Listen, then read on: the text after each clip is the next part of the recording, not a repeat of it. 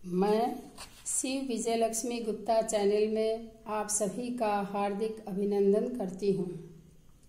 आज मैं हरिवंश राय बच्चन जी द्वारा लिखित कविता जो बीत गई सो बात गई पर चर्चा करूँगी। पहले हम लोग हरिवंश राय बच्चन जी के कवि परिचय के बारे में जानेंगे। बच्चन जी हिंदी में हालावाद के प्रवर्तक माने जाते हैं। इनका जन्म इलाहाबाद के एक श्रीवास्तव कायस्थ परिवार में 27 नवंबर 1907 ईस्वी में हुआ। उन्होंने कायस्थ पाठशाला से ही हाई स्कूल, प्रयाग विश्वविद्यालय से बीए पास किया। इसके बाद इन्होंने एमए की परीक्षा उत्तीर्ण की। प्रयाग विश्वविद्यालय में वहाँ अंग्रेजी के प्रोफेसर रहे। केंद्रीय सरकार के विदेश मंत्रालय में भी उन्होंने कुछ वर्षों तक कार्य किया। उनकी प्रमुख रचनाएं हैं मधुशाला, मधुबाला, मधुकलश, सतरंगिनी, मिलन यामिनी आदि।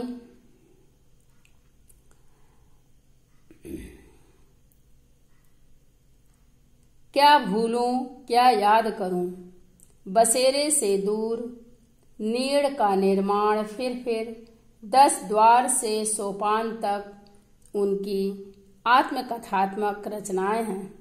सरल व माधुर्य गुण से युक्त हिंदी खड़ी बोली जिनमें प्रतीकों का सुंदरता से प्रयोग किया गया है तथा गीतात्मक शैली उनके काव्य का प्रधान अंग है। हरिवंश राय बच्चन जी उत्तर छायावादी युग के प्रमुख कवि हैं। उन्होंने व्यक्तिगत जीवन में व्याप्त निराशा व वेदना से उभरकर मधुरता, आस्था और विश्वास के गीत गाए हैं। आज हम लोग उनके द्वारा लिखी गई कविता जो बीत गई सो बात गई पर चर्चा करेंगे। कवि ने इस कविता में व्यक्तिगत जीवन दर्शन को बड़े स्वाभाविक रूप से उतारने का प्रयास किया है। जन्म और मृत्यु जीवन की सबसे बड़ी सच्चाई है। मिलना और बिछोड़ना प्रकृति का शाश्वत नियम है। अतः इस जीवन की नश्वरता पर दुख नहीं मनाना चाहिए।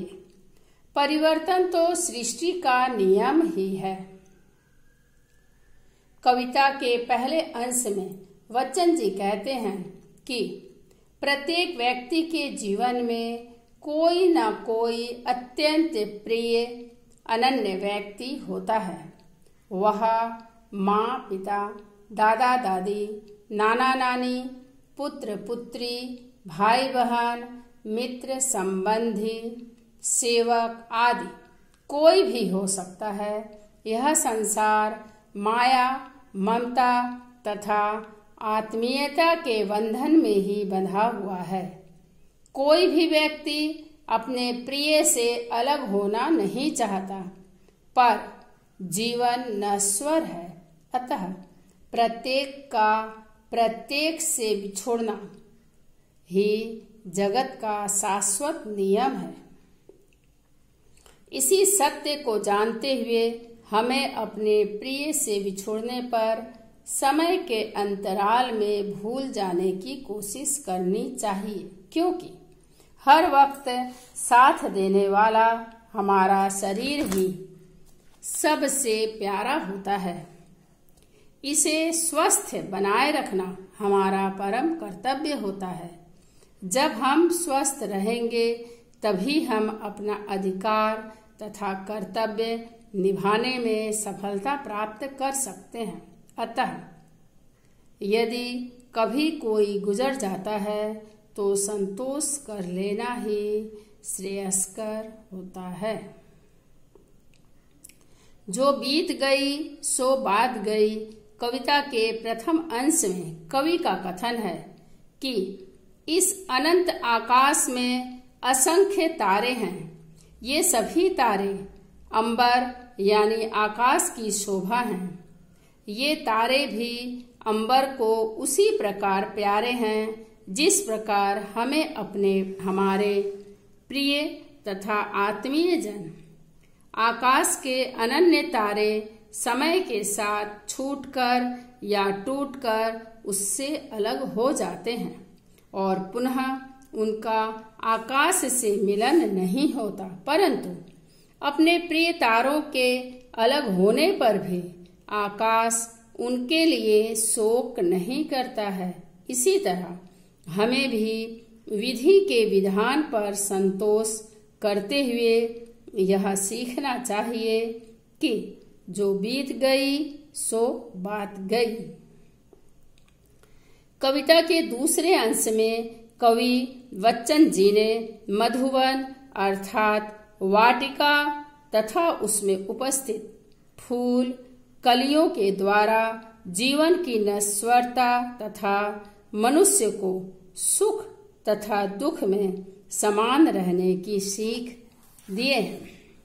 कवि का कहना है कि हमारे जीवन में हमारा अतिशय प्रेम पात्र जो पुष्प के समान प्यारा था, जिस पर हम अपना सर्वस्व न्यौछावर करते थे, उससे अलग होने की कल्पना मात्र से कांप जाते थे।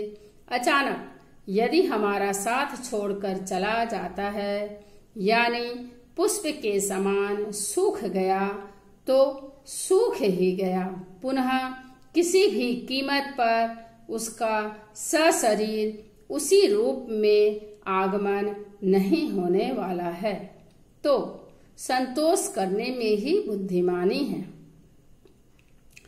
कवि वाटिका के हृदय की विशालता और स्थिरता की ओर पाठकों का ध्यान आकर्षित करते हुए कहते हैं कि समय अनुसार वाटिका की कितनी कलियां वल्लरियां अर्थात लताएं मुरझा जाती हैं या सूख जाती हैं, दोबारा फिर से खिलती नहीं हैं, पर मधुवन इस परिवर्तन को सहज भाव से ही स्वीकार कर लेता है।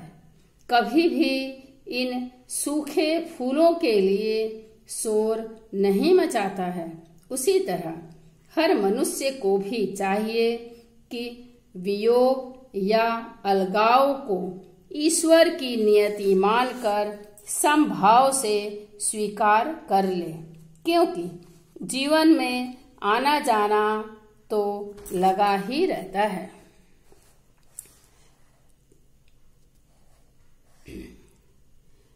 कविता के तीसरे अंश में कवि का कथन है कि माना कि कभी हमारा जीवन मधु से भरे हुए प्याला के समान था। बहुत ही सुखमय जीवन हम व्यतीत कर रहे थे, जिस पर हम अपना तन मन दे डाले थे। अचानक प्याला टूट गया तथा मधु बिखर गए और जीवन कष्टमय सा प्रतीत होने लगा। तो कवि ने मदिरालय अर्थात मदिरा पान करने का स्थान की ओर मानव का ध्यान आकर्षित करते हुए कहते हैं कि मदिरा प्रेमी द्वारा मदिरा पान करने के बाद उथल पुथल मचाने के कारण कितने ही प्याले हिलने के कारण गिरकर टूटकर मिट्टी में मिल जाते हैं। जो गिरते हैं फिर दोबारा उठते नहीं अर्थात जुड़ते नहीं, उन्हें फेंक दिया जाता है। कभी भी मदिरालय उन टूटे हुए प्यालों पर पछताता नहीं है। उसी प्रकार मनुष्य को भी जीवन की नश्वरता को मदिरालय के ही समान स्थिर भाव से देखना चाहिए, क्योंकि जो जीवन बीत गया उसे पकड़ने का प्रयास करना व्यर्थ है। अपने आप को खुद से समझा बुझाकर संभाल लेने में ही बुद्धिमानी होती है।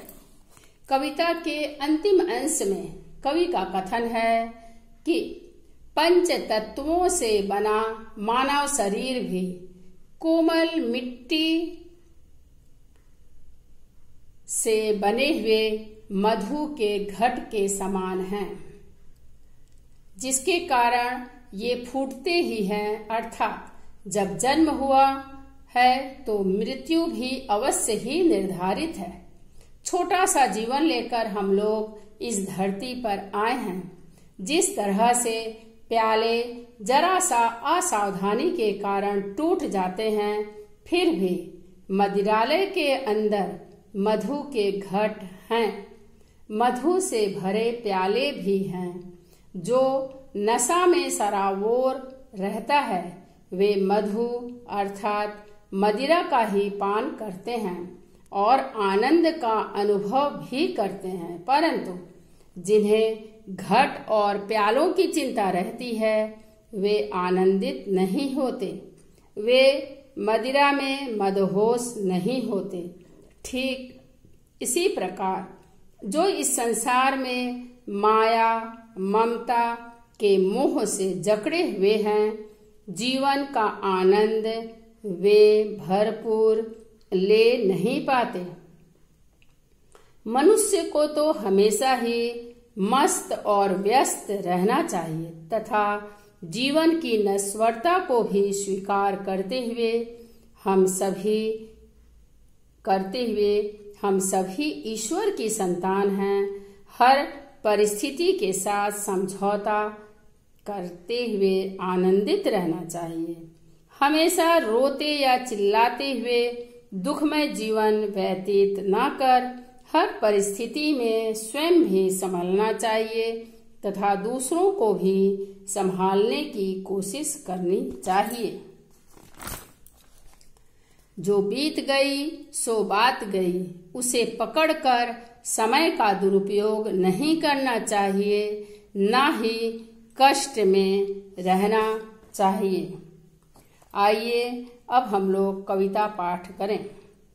जो बीत गई सो बात गई, जीवन में एक सितारा था, माना वह बेहद प्यारा था। वह डूब गया तो डूब गया, अंबर के आनंद को देखो, कितने इसके तारे टूटे, कितने इसके प्यारे छूटे। जो छूट गए फिर कहाँ मिले, पर बोलो टूटे तारों पर कब अंबर शोक मनाता है। जो बीत गई सो बात गई, जीवन में वह था एक कुसुम, थे उस पर नित्य निछावर तुम।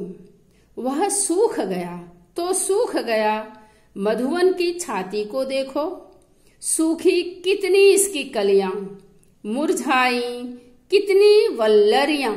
जो मुरझाई फिर कहाँ खिली, पर बोलो सूखे फूलों पर कब मधुवन शोर मचाता है। जो बीत गई सो बात गई, जीवन में मधु का प्याला था, तुमने तन मन दे डाला था। वह टूट गया तो टूट गया, मदिरालय का आंगन देखो, कितने प्याले हिल जाते हैं, गिर मिट्टी में मिल जाते हैं। जो गिरते हैं कब उठते हैं, पर बोलो टूटे प्यालों पर कब मदिरालय पछताता है। जो बीत गई सो बात गई, मृदु मिट्टी के हैं बने हुए, मधुघट फूटा ही करते हैं। लघु जीवन लेकर आए हैं, प्याले टूटा ही करते हैं। फिर भी मदिरालय के अंदर मधु के घट हैं, मधु प्याले हैं। जो मादकता के मारे हैं वे मधु लूटा ही करते हैं। वह कच्चा पीने वाला है जिसकी ममता घट प्यालों पर जो सच्चे मधु से जला हुआ कब रोता है, चिल्लाता है। जो बीत गई सो बात गई। हम सभी जानते हैं, आए हैं सो जाएंगे, राजा रंक फकीर। एक सिंहासन चढ़ चला, दूसरा बंधा जंजीर। धन्यवाद।